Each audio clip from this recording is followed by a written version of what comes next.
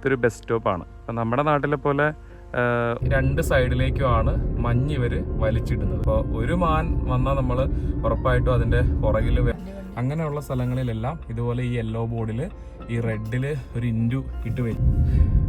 എല്ലാ കൂട്ടുകാർക്കും പുതിയൊരു വീഡിയോയിലേക്ക് സ്വാഗതം. അപ്പം നമ്മൾ താമസിക്കുന്ന ഡാംഫ്ലോസ് എന്ന് പറയുന്നൊരു വില്ലേജിലെ കുറച്ച് കാഴ്ചകളൊക്കെയാണ് നമ്മൾ ഈ വീഡിയോയിൽ കാണാൻ പോകുന്നത്. ശരിക്കും പറഞ്ഞാൽ കുറച്ച് നാളുകളായിട്ട് വീഡിയോസ് ഒന്നുമില്ല. നമ്മൾ ട്രാവലിങ്ങും കാര്യങ്ങളൊക്കെ കുറവാണ്. നമ്മളിപ്പോൾ താമസിക്കുന്ന ഹെർമസ്കെയിൽ എന്ന് പറയുന്ന സിറ്റിയിൽ നിന്ന് നമ്മൾ മറ്റൊരു സ്ഥലത്തേക്ക് ജോലി മാറി പോവുകയാണ്. അപ്പോൾ അതിൻ്റെ കാര്യങ്ങളൊക്കെ ആയതുകൊണ്ട് നമുക്ക് യാത്ര ചെയ്യാനൊന്നും സമയം കിട്ടുന്നില്ല. അപ്പോൾ എന്തായാലും വെറുതെ ഇരുന്നപ്പോഴത്തേക്കും ഈ ഒരു ഞങ്ങൾ താമസിക്കുന്ന ഈ ഒരു വില്ലേജും കാര്യങ്ങളൊക്കെ നിങ്ങളെ കാണിക്കാമെന്ന് വിചാരിച്ചെടുത്തൊരു വീഡിയോ ആണ്. അപ്പോൾ നമ്മുടെ ചിലപ്പോൾ ഈ വീഡിയോ എല്ലാവർക്കും ഇഷ്ടപ്പെടണമെന്നില്ല. അപ്പോൾ അങ്ങനെയുള്ളൊരു സ്കിപ്പ് അടിച്ച് പോകാം. അല്ല, വെറുതെ ഇരിക്കുവാണെങ്കിൽ നിങ്ങൾക്ക് കുറച്ച് കാഴ്ചകളൊക്കെ ഞാൻ കാണിച്ചു തരാം. ഇതാണ് ഞങ്ങൾ താമസിക്കുന്ന ആ ഒരു ചെറിയ വില്ലേജ്. ഇതൊരു പഴയ ഒരു ജർമ്മൻ വില്ലേജാണ്. ഇവിടെ ഏകദേശം ഈ ഒരു സ്ഥലത്ത് 300ഓളം ആൾക്കാർ മാത്രമാണ് താമസിക്കുന്നത്. അത്ര ചെറിയൊരു ഏരിയ ആണ്. എനിക്ക് തോന്നുന്നൊരു 100 വീടുകളിൽ താഴെ ഉണ്ടാവുള്ളൂ, അല്ലേ? അത്രയൊക്കെ ഉണ്ടാവും എന്നാണ് തോന്നുന്നത്. അപ്പോൾ അതിൻ്റെ ഒരു മിഡിലായിട്ടുള്ള ഒരു ഭാഗത്ത് ഉള്ള റോഡാണിത്.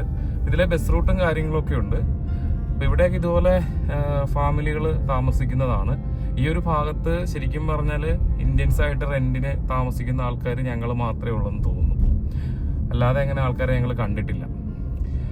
അപ്പോൾ ഇതാണ് ഇവിടെ ഇങ്ങനെ വൈകുന്നേര സമയങ്ങളിലൊക്കെ ഈ വീടിൻ്റെയൊക്കെ വാതിക്കൽ അപ്പച്ചനും അമ്മച്ചിയൊക്കെ ഇങ്ങനെ വന്ന് ഒരു വർത്താനമൊക്കെ പറഞ്ഞിരിക്കുന്ന കാണാം. ചില സമയത്ത് അവർ ബിയറൊക്കെ കഴിച്ചിങ്ങനെ ചില്ല് ചെയ്യുന്നത് കാണാം. പിന്നെ എന്താ പറയുക, ഒത്തിരി തിരക്കോ ബഹളമോ ഒന്നുമില്ല. അപ്പം ഞങ്ങൾ ഈ ഒരു വില്ലേജിലെ കുറച്ച് കാഴ്ചകളും അങ്ങനെയുള്ള സംഭവങ്ങളൊക്കെ ചുമ്മാ ഇങ്ങനെ കാണിക്കാം, അത് ജസ്റ്റ് പറയാം എന്നൊക്കെ വിചാരിച്ചെടുത്ത വീഡിയോ ആണ് കേട്ടോ. പിന്നെ ഇതാണ് ഇവിടുത്തെ ഒരു പ്രധാനപ്പെട്ട ഒരു ഭാഗം. ഇവിടെ ഒരു ബസ് സ്റ്റോപ്പ് ഉണ്ട്. മെയിൻ ബസ്സുകളൊക്കെ ശരിക്കും പറഞ്ഞാൽ ഇവിടെയാണ് വരുന്നത്. ജർമ്മനിയിലെ മിക്ക വില്ലേജുകളും ഇതുപോലെയൊക്കെ തന്നെയായിരിക്കും. വില്ലേജുകളിൽ താമസിക്കുമ്പോഴാണ് ഇതൊരു വല്ലാത്തൊരു രസമാണ്. പക്ഷെ മഞ്ഞുകാലത്ത് അതനുസരിച്ച് ബുദ്ധിമുട്ടുണ്ട്. ഇപ്പം ഇതൊക്കെ ഈ വഴിയിലൊക്കെ മഞ്ഞുകാലത്ത് നമുക്കങ്ങനെ ഈസി ആയിട്ട് നടക്കാനൊന്നും പറ്റില്ല. ഇതൊക്കെ തെന്നും. അപ്പോൾ വില്ലേജ് ഏരിയകളിൽ താമസിക്കുമ്പോൾ ഉള്ള ഗുണവും ദോഷവും ഉണ്ട്. പിന്നെ ഈ വീടുകളിലൊക്കെ ഫാമിലി ആയിട്ട് ആൾക്കാർ നമ്മുടെ നാട്ടിലെ പോലെ തന്നെ മക്കളും കൊച്ചുമക്കളും അല്ലേ ഒക്കെ ആയിട്ട് നല്ല ഹാപ്പി ആയിട്ടാണ് അവർ താമസിക്കുന്നത്. ഇവിടെ അങ്ങനെ അധികം ആൾക്കാരെ കെയർ ഹോമിലൊന്നും കൊണ്ടേ ആക്കുന്നത് ഞാൻ കണ്ടിട്ടില്ല. ഇനി ഉണ്ടാവാൻ കേട്ടോ, നമ്മുടെ കാഴ്ചയിൽ ഇല്ലാത്തതായിരിക്കാം. കാരണം ഞാൻ ഈ ഏരിയയിൽ കൂടി എപ്പോഴും എനിക്ക് ബസ് സർവീസ് ഉണ്ടായിരുന്നതാണ്. ഇവിടുത്തെ കുട്ടികളൊക്കെ സ്കൂളിൽ പോകുന്നതൊക്കെ ഞങ്ങളുടെ ബസ്സിലായിരുന്നു. അപ്പോൾ അതുകൊണ്ട് ഇവിടുത്തെ മിക്ക ഫാമിലിനെ കുറിച്ചൊക്കെ നമുക്ക് കുറേയൊക്കെ അറിയാം. അപ്പോൾ ഇതാണ് ശരിക്കും പറഞ്ഞാൽ ഞങ്ങൾ താമസിക്കുന്ന ഡാംഫ്ലോസിൻ്റെ ഒരു മൊത്തത്തിലുള്ള, ഇതിൻ്റെ ഉള്ളിലേക്ക് ചെറിയ ചെറിയ വഴികളൊക്കെ ഉണ്ട് എന്ന് മാത്രമേ ഉള്ളൂ. അപ്പോൾ ഇതാണ് ഇതിൻ്റെ ഒരു എക്സിറ്റ്. ഒരു എക്സിറ്റിൽ കൂടിയാണ് നമ്മൾ ഇങ്ങോട്ടേക്ക് വന്നത്. ഇവിടെയൊക്കെ നമ്മൾ ഏതൊരു വില്ലേജിലേക്ക് കയറുമ്പോഴും അതിന് മുന്നായിട്ട് ആ ഒരു വില്ലേജിൻ്റെ പേരും അതുപോലെ തന്നെ ഒരു വെൽക്കം ബോർഡും ഇതുപോലെ വെച്ചിട്ടുണ്ടാവും. നിങ്ങളിപ്പോൾ ആ യെല്ലോ ബോർഡ് കാണുന്നതിൻ്റെ സൈഡിലായിട്ടുള്ളത് അവിടുത്തെ ഒരു വെൽക്കം ബോർഡാണ്. അപ്പോൾ ഓരോ വില്ലേജിലും അവരുടേതായ ഒരു ശൈലിക്കും അവരുടെ പഴയ കാര്യങ്ങൾ എന്തെങ്കിലുമൊക്കെ സിമ്പലോ കാര്യങ്ങളോ ഒക്കെ അവിടെ വെച്ചിട്ടുണ്ടാവും. ഇതെല്ലാ വില്ലേജിലാണെങ്കിലും നമ്മൾ ഒരു സിറ്റിയിലേക്ക് കയറുമ്പോഴാണെങ്കിലും ഇങ്ങനൊരു സംഭവം ഉണ്ടാവും. അതുപോലെ തന്നെ ഇതിൻ്റെ മറുവശത്ത് നമ്മൾ ആ ഒരു വില്ലേജിൽ നിന്ന് എക്സിറ്റ് ആവുന്ന സമയത്ത് മറ്റൊരു ബോർഡും ഉണ്ട്. അതും കൂടെ ഞാൻ കാണിച്ചു തരാം. ഇതാണ് ഞാൻ പറഞ്ഞത്. ഇപ്പോൾ ഈ ഒരു വില്ലേജിൽ നിന്ന് എക്സിറ്റ് ആവുമ്പോഴും ഇതുപോലൊരു ഇപ്പോൾ ഡാംഫ്ലോസ് എന്ന് പറഞ്ഞിട്ട് ആ ഒരു കട്ട് ചെയ്തിട്ടിരിക്കുന്ന പോലെ തന്നെ ഉണ്ടാവും. അതുപോലെ തന്നെ ലെഫ്റ്റ് സൈഡിൽ കാണുന്നത് അത് ഇച്ചിരി പഴയതാണ്. അതും ഈ പറഞ്ഞ പോലെ ഒരു താങ്ക്സ് പറയുന്നതാണ്. ഇവിടുത്തെ എല്ലാ വില്ലേജിലോട്ടും നമ്മൾ കയറുമ്പോഴും അതുപോലെ എക്സിറ്റ് ആവുമ്പോഴും ഇതുപോലത്തെ ഒരു സംഭവമുണ്ട്. ഒരു ബോർഡും ഒരു കൂടാരവും അല്ലേ? അത് പല സ്ഥലങ്ങളിലും പല രീതിയിലാണ്, അവരുടേതായ രീതിക്കാണ് അവർ വെക്കുന്നത്. ഇനിയിപ്പോൾ ഇവിടെ നിന്ന് അങ്ങോട്ട് മാറിയിട്ട് കുറച്ച് കാഴ്ചകളെ കാണാം. ചുമ്മാ ഇരുന്നപ്പോഴത്തേക്കും എടുത്തൊരു വീഡിയോ ആണെന്ന് മാത്രമേ ഉള്ളൂ. അതല്ലാതെ പ്രത്യേകിച്ച് ഇതിൻ്റെ അകത്തൊന്നുമില്ല. ശരിക്കും പറഞ്ഞാൽ ഈ ഒരു സ്റ്റേറ്റ് റൈലാൻഡ് പാലറ്റിനേറ്റ് എന്ന് പറയുന്ന റൈലാൻഡ് പ്ലാറ്റ്സ് എന്നൊക്കെ പറയും. എനിക്ക് തോന്നുന്നു റൈലാൻഡ് പാലറ്റിനേറ്റ് എന്ന് പറയുന്ന ഈ ഒരു സ്റ്റേറ്റിൽ മുഴുവനും ഇതുപോലെയാണ്. ഈ മരങ്ങളും തടികളും ഒക്കെ തന്നെയാണ്. അതിൽ ട്രിയർ സാർബുർഗ് എന്ന് പറയുന്ന ഡിസ്ട്രിക്റ്റിലാണ് ഹെർമസ്കെയിൽ എന്ന് പറയുന്ന ഈ ഒരു സ്ഥലം വരുന്നത്. ഇവിടുത്തെ എന്താ പറയുക, സമ്മർ കുറച്ചും കൂടെയൊക്കെ സമ്മർ ആയി കഴിഞ്ഞാൽ ഈ മരങ്ങളൊക്കെ നല്ല കാണാനൊക്കെ നല്ല ഭംഗിയായിരിക്കും. അതുപോലെ തന്നെ മഞ്ഞുകാലത്തും മറ്റൊരു വ്യൂ ആണ്. ഞാൻ ഒരിക്കൽ നമ്മുടെ ചാനലിൽ തന്നെ മഞ്ഞുകാലത്തെ കുറച്ച് കാഴ്ചകളൊക്കെ ഇതിൻ്റെ അകത്ത് ഇട്ടിട്ടുണ്ട്. അപ്പോൾ ഇങ്ങനെയാണ് ഇവിടുത്തെ സ്ഥലങ്ങളൊക്കെ. അപ്പോൾ ഇതുപോലുള്ള കുറേ വില്ലേജുകൾക്ക് വേണ്ടിയിട്ട് ഒരു സിറ്റി ആയിട്ടൊരു സ്ഥലം ഉണ്ടാവും. ഇപ്പൊ ഇവിടെ ആണെങ്കിൽ ഹെർമസ്കെയിൽ എന്ന് പറയുന്ന ഒരു സിറ്റിയിലാണ്. അതൊരു 3-4 വില്ലേജുകളിൽ നിന്നുള്ള ആൾക്കാർക്ക് അവരുടെ സൂപ്പർ മാർക്കറ്റുകളും അവരുടെ ഈ പറഞ്ഞ പോലെ സിറ്റിയിലെ ഓഫീസും അങ്ങനെയുള്ള ഹോസ്പിറ്റലും അങ്ങനെയുള്ള കാര്യങ്ങളൊക്കെ ആ ഒരു സ്ഥലത്തായിരിക്കും. അപ്പൊ ഇവിടെ ആണെങ്കിൽ ഹെർമസ്കെയിൽ എന്ന് പറയും. അപ്പൊ ഈ വഴി എന്നൊക്കെ പറയുന്നത് ഇതുപോലെ 2 സൈഡിലും മരങ്ങളും കാര്യങ്ങളും ഒക്കെ ആയിട്ടുള്ള ഇതാണ്. ഒത്തിരി തിരക്കും കാര്യങ്ങളും ഒന്നും ഉണ്ടായില്ല. പക്ഷെ ഈ വഴി കൂടെ മറ്റ് സ്ഥലങ്ങളിൽ നിന്നുള്ളൊരു വ്യത്യസ്തം എന്ന് പറയുന്നത് എപ്പോൾ വേണമെങ്കിലും തടി ലോറി കയറി വരാം. ചിലപ്പോൾ നമ്മുടെ ഈ വീഡിയോയിൽ എവിടെയെങ്കിലും കാണിക്കാൻ പറ്റുവാണെങ്കിൽ ഞാൻ കാണിച്ചു തരാം. അത്യാവശ്യം നല്ല സൈസായിട്ടുള്ള തടി ട്രക്കുകൾ വരും. അത് അത്യാവശ്യം നല്ല വീതിക്കായിരിക്കും. അപ്പോൾ അങ്ങനെ വരുമ്പോഴത്തേക്കും മാത്രമുള്ള പ്രശ്നമേ ഉള്ളൂ. ബസ്സൊക്കെ ഓടിക്കുമ്പോഴേ ഉള്ളൂ. കാറൊക്കെ ആയിട്ട് പോകുമ്പോഴത്തേക്കും നമുക്ക് വേറെ പ്രോബ്ലംസ് ഒന്നും അങ്ങനെ ഉണ്ടാകാറില്ല. അപ്പോൾ ചുമ്മാ ഒരു വീഡിയോ എടുത്തതാണ്. നിങ്ങൾ ജസ്റ്റ് ഓടിച്ചൊക്കെ കണ്ടാൽ മതി.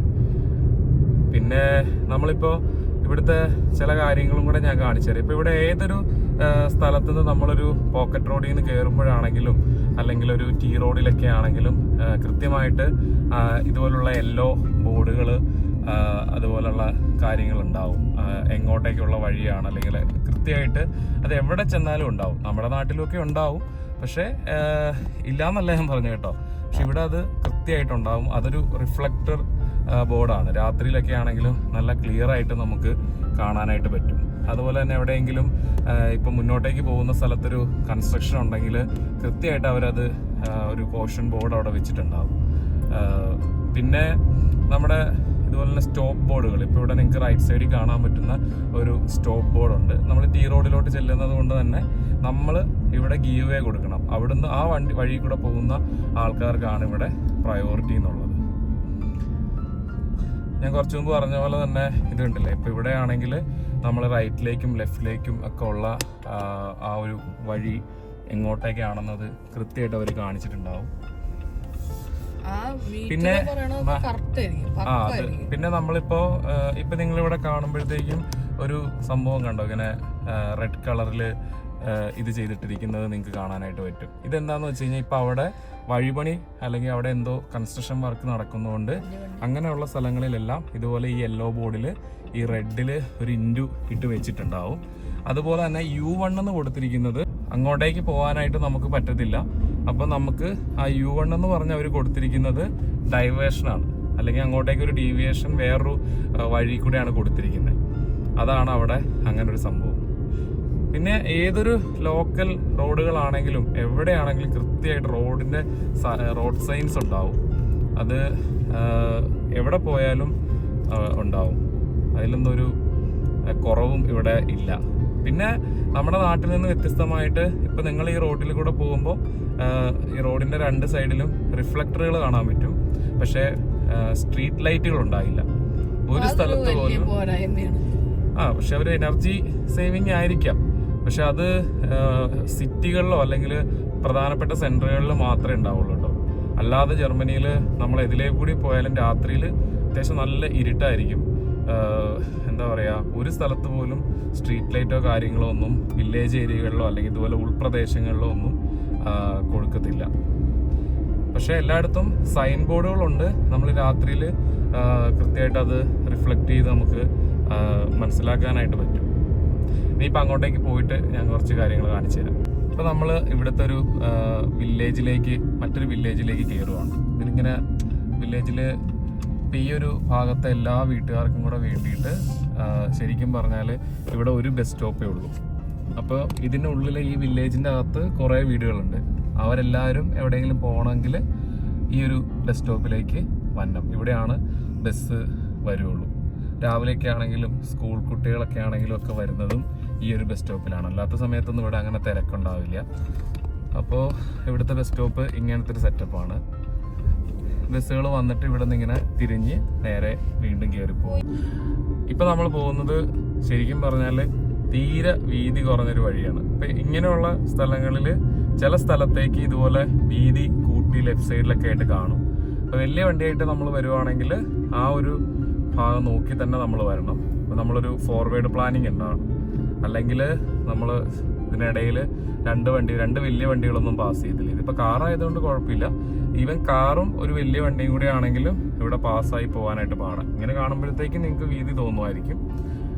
അതുകൊണ്ട് തന്നെ ഇവിടെ മിക്ക സ്ഥലങ്ങളിലും ഇടയ്ക്കിടയ്ക്കായിട്ടൊരു ചെറിയൊരു ഇത് കൊടുത്തിട്ടുണ്ട്.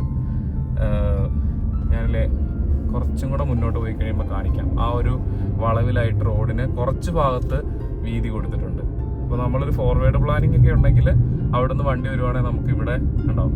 ആ വൈറ്റ് ലൈനിൽ നോക്കുമ്പോൾ നിങ്ങൾക്ക് അറിയാൻ പറ്റും. അങ്ങനെയാണ് ചില റോഡുകളൊക്കെ. ഇങ്ങനെയുള്ള റോഡുകളൊക്കെ കാണുമ്പോഴത്തേക്കും ശരിക്കും പറഞ്ഞാൽ നമ്മൾ വിചാരിക്കുന്ന ഒരു കാര്യമുണ്ട്, ഇവർക്ക് ഇച്ചിലൂടെ ഇത് വീതി കൂട്ടി പണിതുകൂടെ എന്നുള്ളത്. അതുപോലെ തന്നെ ഇതിന്റെ രണ്ട് സൈഡിലായിട്ട് എന്താ പറയാ കുഴി പോലെ കുഴിച്ചിട്ടിരിക്കുന്നതാണ്, അല്ലെങ്കിൽ ഒരു ഓട പോലെ. അതെന്താന്ന് വെച്ച് കഴിഞ്ഞാല് മഞ്ഞ് കാലത്ത് ഈ രണ്ട് സൈഡിലേക്കുമാണ് മഞ്ഞ് ഇവര് വലിച്ചിടുന്നത്. എനിക്ക് തോന്നുന്നത് അതിനു വേണ്ടി തന്നെയാണ് അത് അങ്ങനെ പണിതിരിക്കുന്നതെന്ന് തോന്നുന്നു. ഇതിന്റെ രണ്ട് സൈഡിലും ഇങ്ങനെ കാട് പിടിച്ചൊരു സ്ഥലമാണ്. അപ്പൊ ഇവിടുന്ന് ഈ മരങ്ങൾ മുഴുവൻ വെട്ടി ഓരോ ഫർണിച്ചറോ എന്തൊക്കെ സംഭവങ്ങൾ ഉണ്ടാക്കാനായിട്ട് കൊണ്ടുവന്ന, എനിക്കിത് ഇവിടുത്തെ അവരുടെ ഒരു പ്രധാനപ്പെട്ട വരുമാനവും ഈ ഒരു സംഭവം തന്നെയാണെന്ന് തോന്നുന്നു.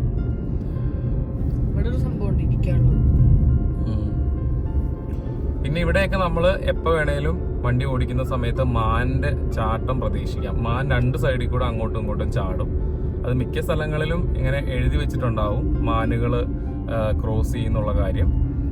ചില സ്ഥലത്ത് ഉണ്ടായില്ല. നിങ്ങൾ എപ്പോഴാണ് എവിടുന്നാ വരുന്നതെന്നൊന്നും പറയാൻ പറ്റത്തില്ല. അപ്പോൾ ഒരു മാൻ വന്നാൽ നമ്മൾ ഉറപ്പായിട്ടും അതിന്റെ പുറകിൽ വേറൊരു മാനും കൂടെ ഉണ്ടെന്നുള്ളത് പ്രതീക്ഷിക്കണം.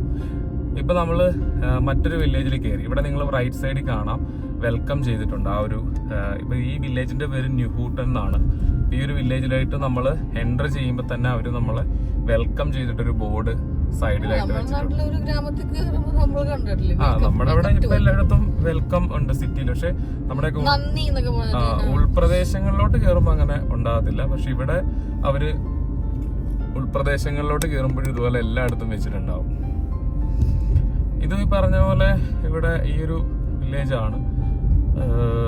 കുറെയൊക്കെ വുഡ് കൊണ്ട് മാത്രമുള്ള വീടുകളുണ്ട് കേട്ടോ ഇവിടെ. ചിലതൊക്കെ കാണാൻ പറ്റും. ഞാനിതിപ്പോ ഡാഷ് ക്യാമറ ഇങ്ങനെ വെച്ചിരിക്കുന്നത് കൊണ്ടാണ്. ഈ റൂട്ടിലും രാവിലെയൊക്കെ ബസ്സും കാര്യങ്ങളും ഒക്കെ ഉള്ളതാണ്, സ്കൂളിൽ കുട്ടികൾ പോകാനും ഒക്കെ വേണ്ടിയിട്ട്. പക്ഷെ നമ്മുടെയൊക്കെ നാട്ടിലെ പോലെ ഉള്ളില് ഉള്ള ഈ വില്ലേജില് ഏരിയകളിൽ എന്നാൽ ഇത്ര ആൾക്കാർ ഇവിടെ താമസിക്കുന്നതാന്ന് വിചാരിച്ചിട്ട് ഒരു ചെറിയ കടയോ അല്ലെ ഒരു ചെറിയൊരു ഷോപ്പ് പോലും ഉണ്ടാവില്ല.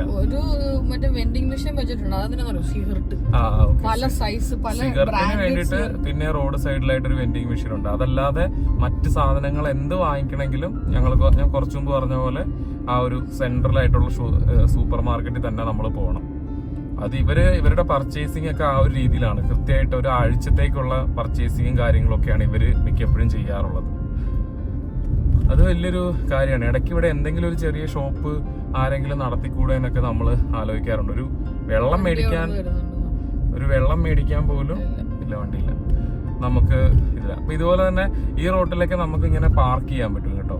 ഇത് ഇതുപോലത്തെ വില്ലേജ് റെസിഡൻസ് ഏരിയ ആയതുകൊണ്ട് ഇപ്പൊ ഇവിടെ ഈ വണ്ടി പാർക്ക് ചെയ്തിട്ടിരിക്കുന്ന പോലെ നമുക്ക് പാർക്ക് ചെയ്യുന്നതിനൊന്നും കുഴപ്പമൊന്നുമില്ല. പോലീസ് അങ്ങനെ ഫൈനും കാര്യങ്ങളൊന്നും തരില്ല. അങ്ങനെ വരുവാണെങ്കിൽ നമ്മുടെ സൈഡിലാണ് പാർക്കിംഗ് എങ്കിൽ നമ്മൾ നിർത്തി കൊടുക്കണം.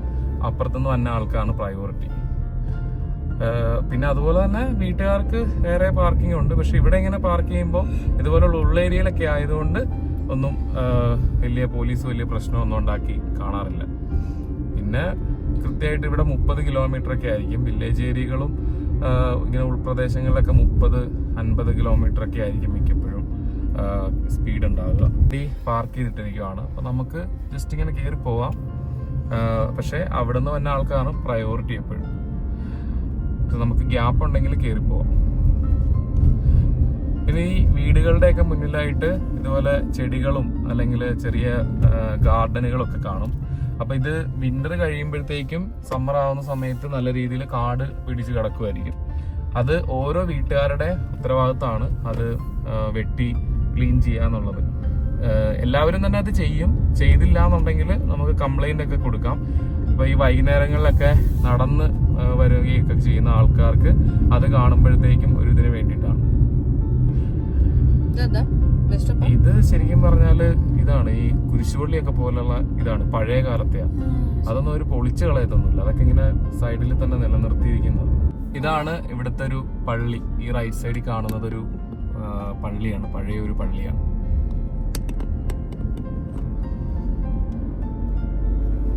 പിന്നെ ബസ് സ്റ്റോപ്പുകൾ ഞാൻ കുറച്ചു മുമ്പ് പറഞ്ഞ പോലെ തന്നെ. പിന്നെ മിക്ക വീടുകളുടെ വാതിക്കലും ഇതുപോലെ തന്നെ ക്യാരവനുകൾ ഉണ്ടാവും, ചെറുത്. അത് ഇവിടെ എല്ലാ വീട്ടുകാർക്കും ഉണ്ടല്ലേ. ഇപ്പൊ നമ്മള് ഈ വഴി കൂടെ നേരത്തെ വന്നപ്പോ അവിടെ റോഡ് പണിയുടെ കാര്യം ഞാൻ കാണിച്ചായിരുന്നു. എന്ന് പറഞ്ഞ പോലെ ഇവിടുന്ന് നമുക്ക് കണ്ടില്ലേ ലെഫ്റ്റിലേക്ക് പോകാൻ പറ്റത്തില്ല, അവിടെ യെല്ലോ അത് ആ റെഡ് വെച്ചിരിക്കുന്നുണ്ടോ. അപ്പൊ നമുക്ക് ഇവിടെ U1 എന്ന് പറഞ്ഞ സൈഡിൽ ഒരു ബോർഡ് കണ്ടോ. അപ്പോൾ എല്ലായിടത്തും ഈ വഴിയാണ് അതിന് പകരമായിട്ടുള്ള വഴി എന്നാണ് അവർ ഉദ്ദേശിക്കുന്നത്. ആ U1 നമ്മള് ഇനി പോകുന്ന വഴിയിലൊക്കെ ഓരോ തിരിവും ഒക്കെ ഉണ്ടെങ്കിലും അവിടെയൊക്കെ അത് വെച്ചിട്ടുണ്ടാവും.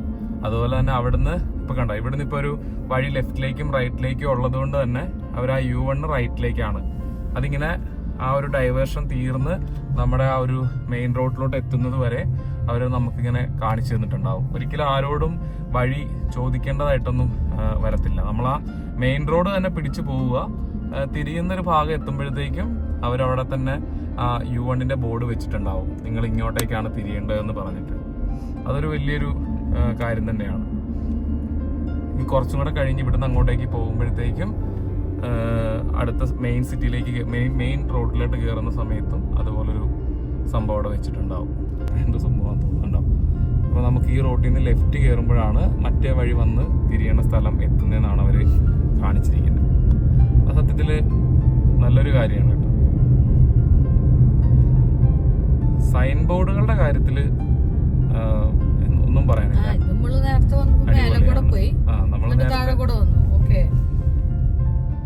ഇപ്പൊ നമ്മൾ ഇവിടെ നിന്നൊരു മെയിൻ റോഡിലോട്ട് കയറി. പിന്നെ ഇവിടെയൊക്കെ നമ്മൾ ഏതൊരു റോട്ടിൽ നിന്ന് കയറുമ്പോഴും അവിടെ സ്റ്റോപ്പ് സൈനും കാര്യങ്ങളൊക്കെ ഉണ്ടാവും. പക്ഷെ നമ്മൾ കുറച്ച് നല്ല രീതിയിൽ ശ്രദ്ധിക്കണം. കാരണം ഇവിടുത്തെ മെയിൻ വഴി കൂടെ വരുന്ന ആൾക്കാർക്ക് അവർക്കാണ് പ്രയോറിറ്റി. അപ്പം അവരത് വിട്ടടിച്ചിങ്ങനെ പോകുന്നുണ്ടാവും. നമുക്ക് വേണ്ടി അവർ ചവിട്ടിത്തരത്തൊന്നുമില്ല. അപ്പം തട്ടോ മുട്ടോ ഒക്കെ ചെയ്ത് കഴിഞ്ഞാൽ അത് നമ്മുടെ ഭാഗത്തെ തെറ്റാണ്. അവർക്ക് പ്രയോറിറ്റി ഉള്ള റോഡിൽ നമ്മളാണ് കയറി വന്നത്. അപ്പോൾ അതുകൊണ്ട് തന്നെ നമുക്കായിരിക്കും ഫൈനും മറ്റു കേസും കാര്യങ്ങളൊക്കെ വരുന്നത്. പിന്നെ ഇനി കാണിച്ചു തരാനുള്ള ഒരു കാര്യം എന്ന് പറയുന്നത്, മാൻ ഉണ്ടെന്ന് ഞാൻ പറഞ്ഞില്ലായിരുന്നു. അപ്പം മാൻ ക്രോസിംഗ് ഉള്ള സ്ഥലങ്ങളിൽ എല്ലായിടത്തും ഇതുണ്ട്. ഇപ്പം നിങ്ങൾ ഇവിടെ ഈ മുകളിലായിട്ട് U വെട്ടിയിട്ടിരിക്കുന്നത് കണ്ടില്ലേ, അതായത് അവിടുത്തെ ഡൈവേർഷൻ കഴിഞ്ഞു. ശരിക്കും പറഞ്ഞാൽ ഇപ്പം നമ്മൾ ചെന്ന് കയറുന്ന ജംഗ്ഷനിലുള്ള ഒരു ലെഫ്റ്റ് വഴിയാണ് അവിടെ അടച്ചു വെച്ചിരിക്കുന്നത്. അപ്പോൾ അവിടെ എത്തിയപ്പോഴത്തേക്കും അത് കഴിഞ്ഞു. ആ U വെട്ടിയിട്ട് കഴിഞ്ഞാൽ അവർ കൊടുത്തിരിക്കുന്ന ഡൈവേർഷൻ കഴിഞ്ഞു എന്നുള്ളതാണ്. അതെല്ലായിടത്തും നല്ല രീതിയിൽ അവർ കാണിച്ചിട്ടുണ്ടാവും. ഇനിയിപ്പോൾ നമ്മുടെ ഡാം ഫ്ലോസിലേക്ക് തന്നെ തിരിച്ച് കയറാം. ഈ കാണുന്നത് ഇവിടുത്തെ ഒരു ബസ് സ്റ്റോപ്പാണ്. അപ്പം നമ്മുടെ നാട്ടിലെ പോലെ ഒത്തിരി വലിയ ഹൈടെക് ആയിട്ടുള്ള രീതിയിലൊന്നുമില്ല. ഇതിപ്പോൾ ഒരു ഗ്രാമപ്രദേശം ആയതുകൊണ്ട് ഇവിടെ ഇപ്പോൾ ഇതുപോലത്തെ ഒരു ബസ് സ്റ്റോപ്പിൻ്റെ ആവശ്യമുള്ളൂ. ശരിക്കും പറഞ്ഞാൽ ഇവിടെ അങ്ങനെ അധികം ആൾക്കാരൊന്നും വന്ന് നിൽക്കാറില്ല. അതിൻ്റെ മുകളിലായിട്ട് ബോർഡും അവിടെ വരുന്ന ബസ്സുകളും കാര്യങ്ങളൊക്കെ ഉണ്ട്. ജർമ്മനിയിൽ എല്ലായിടത്തും ഇങ്ങനെ ആയിരിക്കണം എന്നില്ല, പക്ഷേ ഇതുപോലുള്ള സ്ഥലങ്ങളും ഉണ്ട്. ഇതിപ്പോൾ ഒത്തിരി ഒരു ടൗൺ ഏരിയ ഒന്നുമല്ല. അപ്പോൾ ഇവിടുത്തെ ബസ് സ്റ്റോപ്പുകളൊക്കെയാണ്. പിന്നെ ഇപ്പോൾ ഇപ്പുറത്തെ സൈഡിലും ബസ് സ്റ്റോപ്പാണ്. പക്ഷേ ഇവിടെ ഈ സൈഡിൽ അങ്ങനെ അധികം ആൾക്കാർ എപ്പോഴും ഉണ്ടാകാറില്ലാത്തത് കൊണ്ട് ഒരു സാധാ ഒരു ബോർഡ് മാത്രമേ ഉള്ളൂ. പക്ഷെ ഇവിടെയും അവരതിൻ്റെ അകത്ത് കൊടുത്തിരിക്കുന്ന ടൈം അനുസരിച്ചിട്ട് നമുക്ക് എന്തായാലും ബസ് വരും.